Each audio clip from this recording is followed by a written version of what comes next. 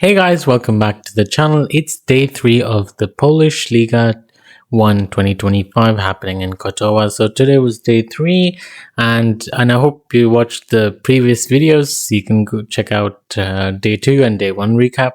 So today was day 3. We were playing with another lower rated average team. So we were favorites coming into this round, but as we lost yesterday, it was really important for a comeback today. So lots of decisive games happened today, and really excited to share it with you. But before we get into the games, I would like to show a nice souvenir or gifts given by our club. So, as I was mentioning before, me and Trisha are playing for this club, and they gave this really nice bag, and not just the bag. There's some gifts inside it. So it's a really nice gesture from the club.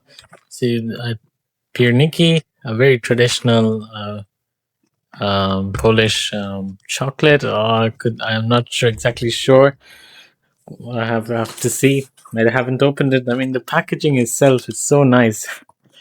I believe this is maybe again another chocolate. I'm not exactly sure what is this, but it looks very premium. And also, what I like the most is pens, and with the club name as well. And what else? There's even, I think, maybe another waffle bar here. So, some really nice stuff given by the club. And also, we had a photo session with the team jerseys. I'll show the team jersey. You can see, oops, yeah, that's the team. That's the team logo, and I'm not sure what exactly this is, but it's really nice jersey, and even in the back you can see the club name as well. So that was really nice of them, and so with that, positive kind of vibes, we went ahead with today's round. All right, let's see the pairing. So here, as you can see, Jacob was again playing on the first board. Then it's me, and now we brought in Alicia. She was resting for the first 2 days, but now she's back in action. And then we have her brother Damian, Stanislaw, and Trisha. So each board we were the favorites, if I'm not mistaken. Yes, I think we were favorites. Well, yeah, Damian and Sport are just one rating point difference. So it was our match. But let's see the games and uncover the excitement. We start with Jacob's game. It's board 1, a very important match for any team tournament. So here, Jacob was playing with the black pieces, and it was a very interesting moment at 38th white move. White just played f takes e5. So just to take a stock of the position, Jacob is an exchange up, but his king is a bit exposed on g7, especially with a pawn on e5 and the queen probably coming over to the f6 square. This can get dangerous. Here he played bishop c4 without much attention to maybe the king being weak, though he had a lot of time, but it felt like this was the moment to break in with just bishop c4, threatening the knight on d3. He should have played rook takes a2, which is hard to see. Bishop e8, and he's still very much better. But after bishop c4, white has a way to come back into the game. White to play. How should white react? Here, can you guess what's the best move? So the best move in the position is... Oops. Okay, I think you're able to see the notation. Apologies. But I think, okay, so since I gave it away, so it's queen a7 check. The idea is that after king h6, queen e3 again, if you go back, it's pretty much a perpetual. g5 is just complicating things. h4 will be over. And yeah, you just have no way. Let's say king f8, queen c5 check is there, but let's even this move.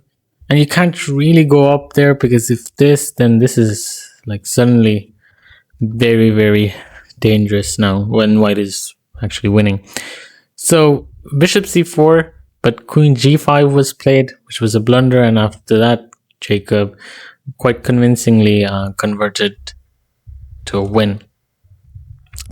And then after a few moves, Jacob checkmated Piotr.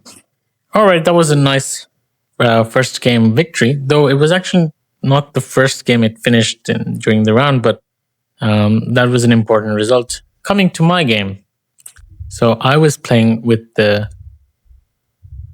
white pieces, and apologies again. I'm trying to hide the result. So this is a position I was slightly worse, but I could have still played the most accurate move, which was rook e1. The point is that knight takes d4 isn't particularly well. It's basically I have to give up a pawn, but the way I gave up the pawn was that there's mounting pressure on e3, so I played queen b6, knight takes e3, and here my opponent found a really nice move, knight c4, removing the coordination of my rooks, and I'm pretty much losing an exchange. Well, actually, he had knight takes f1. That was another story. But I can hear maybe black to play. What would you do? Here, he had a brilliant idea. Just queen takes c1 check, and it's just on the spot over. But what happened was knight c4, take, and then I was an exchange down, and soon I lost the game. So that was an unfortunate result. So that kind of put the team a bit behind. So there was pressure. So I was the third last player to finish. So we had 2 more games left, and they needed to, score. I won't reveal much than that, but my loss kind of made the team under pressure. So board 3, Alicia, she was playing with the black pieces. It was a very long game and a very close position. After 47 moves, on the 49th move, they agreed for a draw. I wouldn't say agreed, it was 3 full repetition. So that was a draw, that was a relief. But coming to board 4 was where the fireworks happened. So I'll quickly go through the opening. It was a Scotch and this very enterprising line. You can see that white's bishops are just going away. White sacrificed a knight, but it wasn't really a sacrifice because the queen cannot recapture because queen d8 checkmate, queen b6, rook b1. So you see all white's pieces are getting into the game, and the king on f8 is just stupid, right? Bishop a4. But there's a really nice tactic you should find here. So, oops, sorry I gave it away, but f6, yeah, rook takes b7, just forgetting about the bishop, queen. The problem is that you cannot take the queen because of bishop g7 checkmate, and f takes e5, of course, queen takes g7 checkmate. So what did black do? He played rook d7, bishop takes f6, another brilliancy, and then after a few moves, Damian won. So actually, Damian, funnily enough, is the first person to always finish his game. So he's a quick finisher in that sense. So he's definitely kind of a striker in our team, and he's 2.5 out of 3. So this was actually the first result of the match, and he won. That made the team very confident and optimistic about the chances. All right, coming to the final 2 boards. So now we are on +2, +1. So here we go with Stanislav's game. Stanislav's game was such a chaos. So he was playing against Tomasz, and Tomasz was better throughout the opening, throughout the middle game, throughout the late end game, like almost just few moves before. But here he started to err. King c5, c6, all right, rook b5 checkmate, but I mean, black has a lot to worry about the queen. So maybe rook a5, and this is where Stanislav thought for a while, not a while, but he took the best use of his time and found an insane tactic. So the thing is, if white tries to stop the pawn from queening, he doesn't really gain much. It's going to be a draw at the least. But here he goes for more. He doesn't play for a draw. He doesn't stop the queen. He directly goes for the king. But how would you go for it? The king is all right now. It is stuck, but how would you checkmate it? He found this insane idea. Bishop c3 and a5. What's black's idea? Bishop takes a5, and if you queen, let's say queen, bishop b6 checkmate. Insane. However, Stanislav's opponent Tomasz was a bit cheeky and he didn't allow the checkmate. He went king d4, king I think d3, and bishop takes a7, and Tomasz resigned. So Stanislav won. So we were on +2, and Trisha also won her game. It was very interesting till this point, but her opponent, Trisha's opponent, blundered with bishop e7, which resulted in an immediate checkmate. And Trisha won. So it's a fantastic result. I'll now pull up the result here just a moment. Oops. Yes, this is the result. So a victory for us, 4.5, 1.5. It was, I think, a similar margin we won in round 1. So it's great to come back from a loss from yesterday.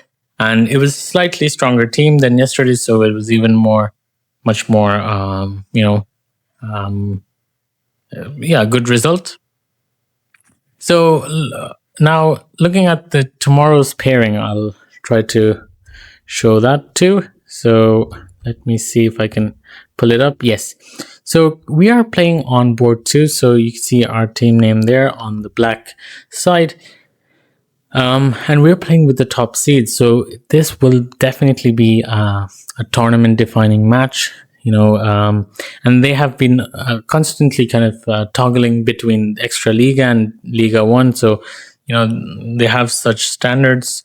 It'll be definitely a very interesting game, and we're not far from the leaders. And if you actually, I'll try to move my camera a bit. Oops. Yes, I'll move my camera, and you can see that we're on 11 game points. Though game points aren't really doesn't matter. Match points are something which is important. So we have 2 match points. So we have 2 match wins and 1 loss. Whereas for the top seed, and who are currently the leaders, if I'm not wrong, they have 2 match wins and 1 draw. So we're just trailing by half a match point. So definitely we're looking to play well against them, and it's our chance to prove we're capable of the qualification spot. So it'll be really fun to play against them. And yeah, that's all pretty much, guys. Thanks for watching, and wish us luck. Thank you. Bye bye.